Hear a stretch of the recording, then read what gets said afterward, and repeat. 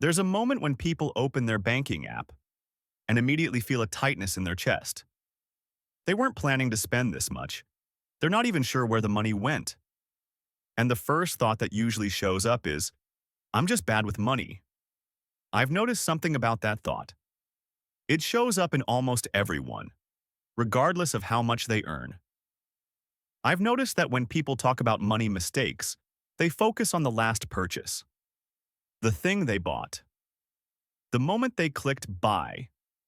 But the decision usually didn't happen there. It happened earlier. In a moment, most people don't even register as a decision. What's really happening has very little to do with discipline, intelligence, or self-control.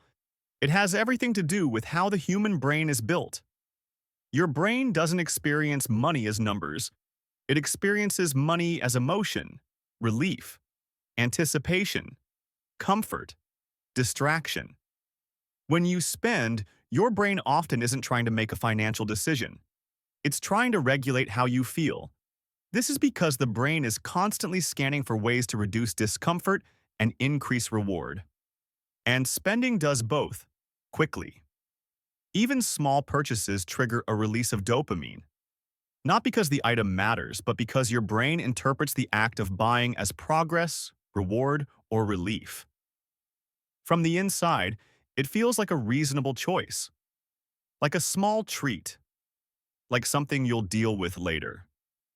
And this is where things get interesting, because companies understand this better than most people do.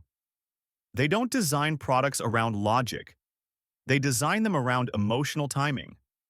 That's why shopping apps send notifications when you're most likely to be bored or tired. Why sales are framed as something you might miss. Why checkout is fast, frictionless, and reassuring. Nothing is accidental. The goal isn't to force you to spend. It's to catch you in the exact moment your brain is most open to relief. When you're stressed, when you're depleted, when you've already made too many decisions that day. In those moments, your brain isn't asking, is this a good financial choice? It's asking, will this make me feel better right now? And the system is built to answer that question with yes. This is why willpower doesn't work the way people think it should.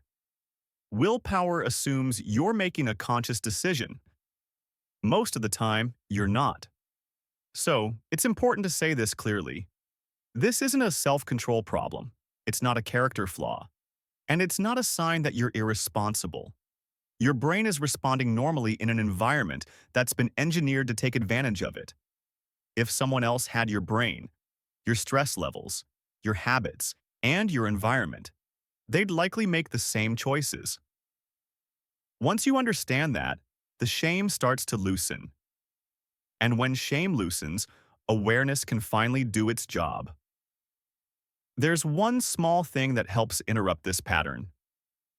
The next time you feel the urge to spend, especially impulsively, pause for a moment and ask yourself, what feeling am I trying to change right now? You don't need to fix it. You don't need to talk yourself out of anything. Just notice the answer. That single pause shifts the moment from automatic to conscious. And awareness, even briefly, changes how the brain responds. Once you start noticing these moments, they become easier to spot. And when you can see the pattern, it stops feeling mysterious. Most people aren't bad with money. They're just navigating systems that understand their psychology better than they do. And once you understand what's really happening, it's hard to see you're spending the same way again. If this felt familiar, you're not alone. And this is exactly the kind of thing we explore here.